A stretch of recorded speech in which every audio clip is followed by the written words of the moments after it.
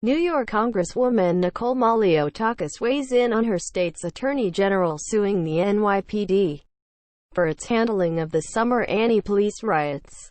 The New York Police Department said at least 29 people were arrested and at least 11 officers were injured Monday when a crowd of protesters gathered on what was civil rights leader Martin Luther King Jr.'s 92nd birthday in Lower Manhattan. Hundreds of people who first listened to speakers outside Barclays Center in Brooklyn participated in a so-called Black Liberation March, walking across the Brooklyn Bridge to City Hall, where they were met with a large presence of NYPD officers. WNBC, the NBC-owned TV station in New York, reported. Videos posted online showed officers wearing masks and holding zip-tie flex cuffs clash with demonstrators in the street that evening. Police said officers first began moving in to make arrests when a female using an iPhone to record protesters in front of the David N. Dinkins Municipal Building at 1 Center Street had protesters move in to harass her, an NYPD spokeswoman confirmed to Fox News. Officers formed a circle to protect and remove the woman and then had glass bottles thrown at them. The spokeswoman said other officers used a public address system to give clear, audible directions for protesters to leave the roadway. A total of 29 individuals, including 12 males and 17 females who ranged in age from 20 to 41, were arrested between Chambers and Center streets. All but 2 people reside in the 5 boroughs of New York City. One resides in Rhode Island, the other in New Jersey. Out of the 29 arrested, 21 received summonses for disorderly conduct, a misdemeanor, while 7 received a desk appearance ticket and 1 woman had her arrest voided. 3 individuals were also cited for resisting arrest, while 1 was also slapped with a misdemeanor assault. A total of 11 uniformed members of the NYPD were injured. 6 of those refused medical attention, including a captain who was struck in his helmet with a glass bottle.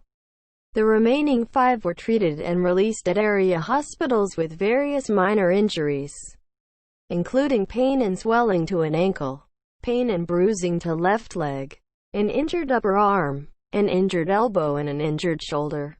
When you march from Brooklyn over a bridge, you try to shut down the traffic on the bridge. You're bringing bottles. You're bringing graffiti. You're spray painting our city.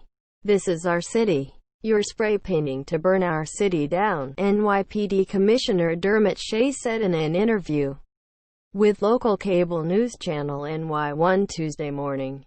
These aren't actions that are caused by police officers, so that's a news flash for the AG, Shea continued with the Big Apple's top cop, noting that they are caused by people that want to destroy our way of life in our city, and we're not going to let it happen.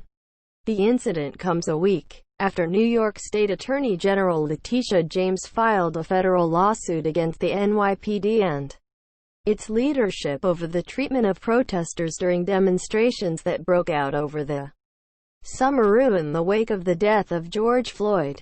Once again, we are seeing and hearing accounts of NYPD officers infringing on the rights of New Yorkers.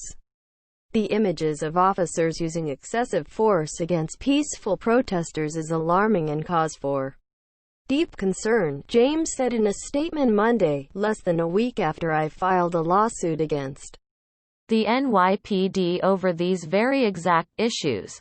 We saw officers exhibit the same behavior as we laid out in our lawsuit.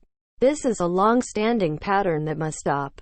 These New Yorkers were marching in the spirit of Dr. King, who taught us that peaceful protest is the most powerful force in the fight for freedom, equality, and justice for all, she added. The lawsuit specifically charges the NYPD, the City of New York, Mayor Bill de Blasio, NYPD Commissioner Dermot Shea, and NYPD Chief of Department Terence Monahan, with failing to address this long-standing pattern of abuse by not properly training, supervising, and disciplining officers to prevent misconduct, despite knowledge and public admission that it violated the rights of New Yorkers.